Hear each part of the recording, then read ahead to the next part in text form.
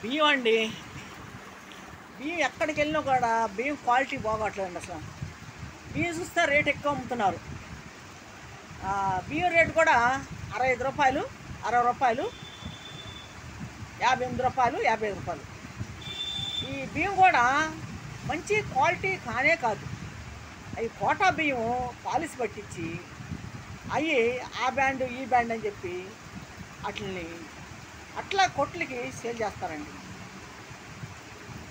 అన్నం వండుకుంటుంటే అసలు ఎట్టుంటుంది అంటే గోధుల అన్నంలాగా ఉంటుంది. అంత దారుణంగా ఉంటుంది. 65 రూపాయలు పెట్టి బియ్యం కొంటే దానికి అసలు బియ్యం అనేది కూడా సన్నదానం లేదు. బియ్యం లావు అసలు గొంతు పట్టుకుపోతున్నారు బియ్యాలు తింటుంటే. అంత రేటు పెట్టి కొంటున్నా కూడా బియ్యము అసలు ఆ బియ్యము ఎక్కడ చూడు కొట్లు అన్ని కొట్లు కూడా అయ్యే బియ్యం కానీ బియ్యం రేటు తగ్గట్లా మళ్ళీ. అసలు మేము మా చిన్న వయసులో 5 రూపాయలు సాంబసూర, స్వర్ణ మసూర, నెల్లూరు మొలకలు ఇవన్నీ అమ్మేవాళ్ళు. అప్పుడు బియ్యం ఎంత బాగుండేవి అసలు. తినే కొందుకు తినాలనిపించేది ఆ బియ్యాన్ని. ఇప్పుడు అన్నం అసలు తినలేకపోతున్నాం. అన్నం చూస్తే ఇప్పుడు తినలేకపోతున్నాం. బియ్యం చూస్తే అంత రేటు అమ్ముతున్నారు. 5 రూపాయలు అమ్మినప్పుడు ఎంత క్వాలిటీ బాగుంది, ఎంత బాగుంది. 5 రూపాయలు, 7 రూపాయలు, 10 రూపాయలు, 12 రూపాయలు అట్లా పెరుగుకుంటూ వచ్చింది. ఆ వయసు పెరిగే ముందు కూడా బియ్యం పెరుగుకుంటూ వచ్చినాయి.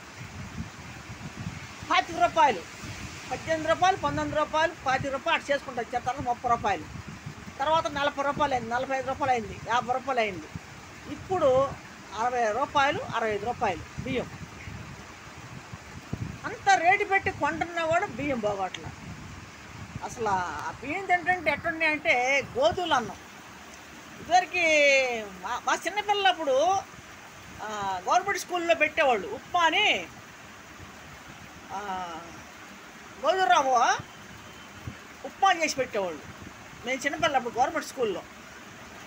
ఇప్పుడు ఆ అన్నం తిన్నట్టుంటుంది. అదన్నా కొంచెం బలం ఉంటుంది, ఓపిక ఉంటుంది మనుషుల కాడ. అసలు ఇప్పుడు ఈ బియ్యం అందరూ కోటా బియ్యం మరి ఎక్కడెక్కడ కొంటున్నారు, కొనేవాళ్ళని తీసుకెళ్ళి అట్లా పాలిసి పట్టించి అయ్యే మరి కొట్లకి వస్తున్నాయి బియ్యం. అది మరి అన్ని బ్యాండ్లు, ఆ బ్యాండ్ ఈ బ్యాండ్ అంటున్నారు, ఏందేందో బ్యాండ్లు చెబుతారు వాటి గురించి, ఆ బియ్యం గురించి. ఏది కూడా క్వాలిటీ బాగట్లా. 20 రకాలు చూపిస్తున్నారు. 20 రకాలు అట్టే ఉంటున్నాయి బియ్యం. 20 రకాలు కూడా అట్టే ఉంటున్నాయి. ఏ బియ్యం కూడా సరిగా ఉండలేదు. అసలు బియ్యంతో చాలా బాధ అయిపోతుంది. మంచి క్వాలిటీ లేదు, మంచి నాణ్యం లేదు బియ్యం. డబ్బులు చూస్తే ఎక్కువ వేస్తున్నారు. మరి బేదోడు కూడా మరి ఆ బియ్యం అంత రేటు పెట్టి కొనాలంటే కూలి పని చేసేవాడు. ఇప్పుడు 4 ఉన్న ఇంట్లో ఒక 4 కేజీలు అవుతాయి, రోజుకి వచ్చి 5 కేజీలు అవుతాయి. 4 ఉన్న ఇంట్లో ఏడకొని తింటారు 65 రూపాయలు పెట్టి ఆ బియ్యాన్ని.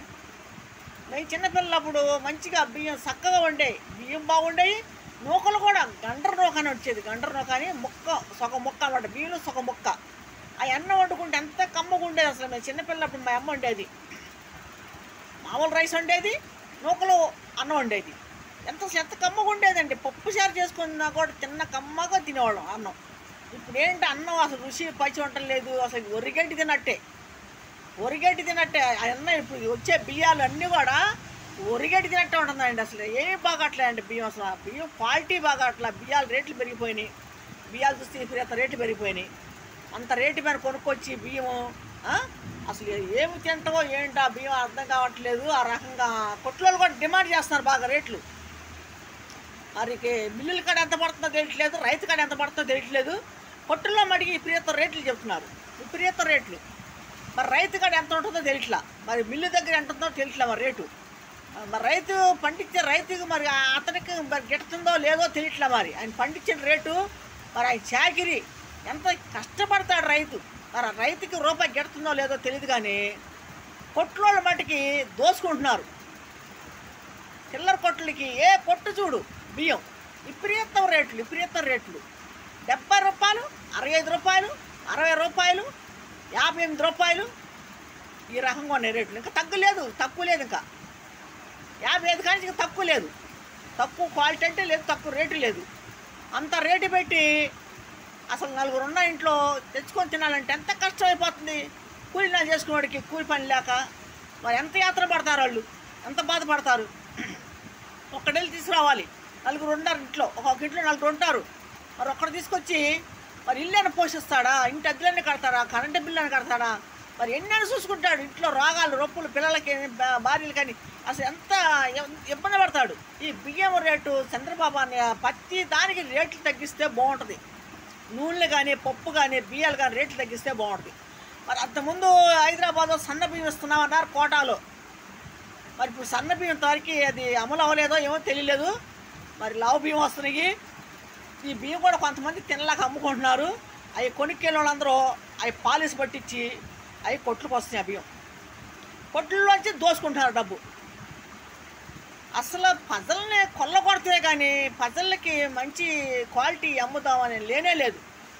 ఇప్పుడు ఎంత కష్టపడితే వాళ్ళు రూపాయి పొద్దున వెళ్తే సాయంకాలం దాకా కష్టపడితే 500 600 వస్తాయి. 500 తీసుకెళ్ళి 4 కేజీలు బియ్యం కొనాలంటే దాంట్లో ఏ కూరగాయలు కొనాలన్నా రోజుకి 500 కూడా కుటుంబానికి చాలదు. రోజుకి 500 కూడా చాలదు కుటుంబంలో. మరి వెళ్ళి తెస్తే కుటుంబంలో 500 తీసుకొచ్చి మరి వాడు బట్టలు కొనుక్కుంటాడా, తిండి తింటాడా, రోగాలు చూసుకుంటాడా, పిల్లల చదువు చూసుకుంటాడా, ఎన్నని చూడాలి. ఒక్కళ్ళ సంపాదన ఎన్నని చూడాలి. ఇంట్లో నలుగురు అంటే నలుగురు పనులు ఉండవు. ఒక్కడి మీద ఆధారపడి ఉంటారు నలుగురు. ఇట్లాగా కొత్త గవర్నమెంట్ అనేది కొద్దిగా రేట్లు తగ్గించి బియ్యాల రేట్లు కానీ పప్పు కానీ నూనె కానీ అన్ని రేట్లు తగ్గిస్తే బాగుంటుంది. రేట్లు అయిపోతున్నాయి, చాలా రేట్లు పెరిగిపోతున్నాయి. అద్దెలు కూడా అద్దెలు కట్టలేకపోతున్నారు. మరి కరెంటు బిల్లు కట్టలేకపోతున్నారు. విపరీతంగా అద్దెలు కూడా వచ్చేసి 10,000 15,000 7,000 8,000 6,000 అట్లా ఉంటుంది అద్దెలు కూడా. రెంట్ కట్టాలంటే అల్లాడిపోతున్నారు. కరెంటు బిల్లు సగానికి సగం వస్తుంది. 200 వచ్చే కూడా 400 వస్తుంది. మరి 300 వచ్చే కూడా 600 వస్తుంది. 1000 రూపాయలు వచ్చే కూడా 2,000 వస్తుంది. కరెంటు బిల్లు కూడా ఈ రకంగా ఎక్కువైపోతుంది. మరి దీనికి కొంచెం గవర్నమెంట్ అనేది చూస్తే బాగుంటుంది. కొద్దిగా అన్నీ తగ్గితే ప్రజలు కూడా చక్కగా బతుకుతారు. మరి అల్లాడిపోతున్నారు. ఈ రేట్ల మీద బతకాలంటే చాలా కష్టం అయిపోతుంది. వెనకటి రోజుల్లో మరి అంతంత మరి కుటుంబాలు పెంచారంటే సౌక రోజుల్లో మరి అంత కుటుంబాన్ని పెంచారు. వాళ్ళు ఇద్దరు పెంచలేకపోతున్నారు. ఇంట్లో ఒక భార్యని 2 బిడ్డల్ని పెంచలేకపోతున్నారు. అల్లాడిపోతున్నారు. ప్రతిది రేట్లే. ఏది బయట వెళ్ళి కొందామన్నా ప్రతిది విపరీతం రేటు. ఎంత రేట్లు అంటే అది 10 రూపాయలది 20 రూపాయలు అవుతున్నాయి. అది 100 రూపాయలది 200 అవుతున్నాయి. ఇంతంత రేట్లు పలుకుతున్నాయి. ఆ రేట్ల మీద కష్టపడేవాడు ఏడ తెస్తాడు? ఒకరోజు పని ఉంటే ఒకరోజు పని ఉంటుంది. మరి వాడు ఏడ తెస్తాడు? అప్పు చేశాడా? అప్పుకి డబల్ అవుతుంది. అప్పులు తీర్చలేక కొంతమంది చచ్చిపోతున్నారు. ఈ వడ్డీలు చేసే కాడ వడ్డీల వాళ్ళు పీడిస్తున్నారు. చాలా యాత్ర పడుతున్నారు, చాలా ఇబ్బంది పడుతున్నారు. సొంత గుహాలు ఉంటే గంజా మధ్య తాగి ఇంట్లో పడి ఉంటారు. సొంత ఇల్లు కూడా లేక ఇబ్బంది పడతారు చాలామంది. ఏళ్ళల్లో ఉన్నారు జనం సొంత ఇల్లు లేనివాళ్ళు. మరి అద్దెలు కట్టలేక ఎంత హింసపడుతున్నారు. మరి అంత అద్దెలు కట్టలేక నెల వచ్చరికి గిర్రం తిరుగుతుంది. నెల 30 రోజులు. మరి 30 రోజుల్లో మరి 10,000 సంపాదంటే మరి ఇంట్లో తిని అద్దెకి 10,000 సంపాదంటే ఎక్కడ తెచ్చి సంపాదిస్తారు? ఆ అద్దెలు కూడా ఇప్పుడు ఎంత రేట్లు అయిపోయినాయి. అద్దెలు కూడా ఇదివరకు కొన్ని ఇల్లులు అసలు ఖాళీ పెట్టేవాళ్ళు. ఇవాళ రోజున చిన్న రూమ్ కూడా 5,000 6,000 3,000 4,000. కొంచెం పెద్ద రూములు అయితే 10,000 15,000 12,000 13,000 ఇట్లాగా విపరీతం రేట్లు ఉన్నాయి. అద్దెలు కూడా గవర్నమెంట్ అనేది చూస్తే బాగుంటుంది. మరి చంద్రబాబు అన్నయ్య తొందరగా మరి ఇళ్ళ స్థలాలు ఇస్తే ఎవడింట్లో పడి ఉంటాడు. కడిపేట కూడి తింటారు వాళ్ళు. ఇల్లు లేక చాలామంది అల్లాడిపోతున్నారు, చాలా ఇబ్బంది పడిపోతున్నారు.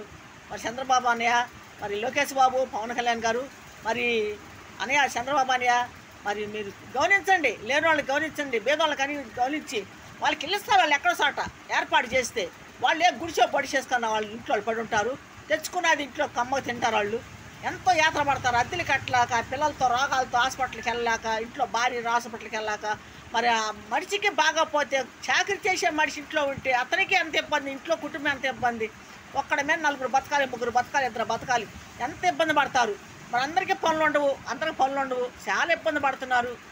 అది గవర్నమెంట్ అంటే కొంచెం న్యాయం చేస్తే బాగుంటుంది. రేట్లు తగ్గించి మరి సొంత ఇల్లు లేని వాళ్ళకి సొంత ఇల్లులు ఇలా స్థలాలు ఇస్తే బాగుంటుంది. మరి అన్నయ్య మరి మీకు నమస్కారాలు వందనాలు చెప్పుకుంటున్నాను నేను. చంద్రబాబు అన్నయ్య మరి మా బొట్టు వాళ్ళకి మీరు కనిపెట్టండి, లేని వాళ్ళని కనిపెట్టండి. ఇల్లు తొందరగా ఇళ్ళ స్థలాలు ఇస్తే ఏడోసారి ఇల్లు కట్టుకొని వాళ్ళు బతుకుంటారు, శుభ్రంగా ఉంటారు. మరి కూలీనా చేసుకోవాలి, పనులు లేక చాలా ఇబ్బంది పడుతున్నారు. మరి అందరికీ పనులు దొరకట్లేదు, చాలా యాతన పడుతున్నారు. ఇప్పుడు పని ఒక రోజు ఉంటే ఒక రోజు ఉంటలా, 2 రోజులు చేస్తే 3 రోజులు ఖాళీ, అలా కాలుతుంది. మరి ఇంట్లో జీవనం ఇంట్లో ఎట్ట బతుకుతారు? అద్దెలోళ్ళు ఆగట్లేదు, అద్దెలు కట్టకపోతే ఊరుకోరు, రోడ్డు మీద వచ్చి గొడవలు ఆడుతుంటారు, రోడ్డు మీద తిడతా ఉంటారు. మరి అద్దెలు కట్టలేక చాలామంది చాలా ఇబ్బంది పడుతున్నారు. గుంటూరు జిల్లా తాడేపల్లి, నా పేరు శాంతి. మరి చంద్రబాబు అన్నయ్య, పవన్ కళ్యాణ్ గారు, మరి లోకేష్ బాబు, మీ అందరికీ నమస్కారం చెప్పుకుంటున్నాను.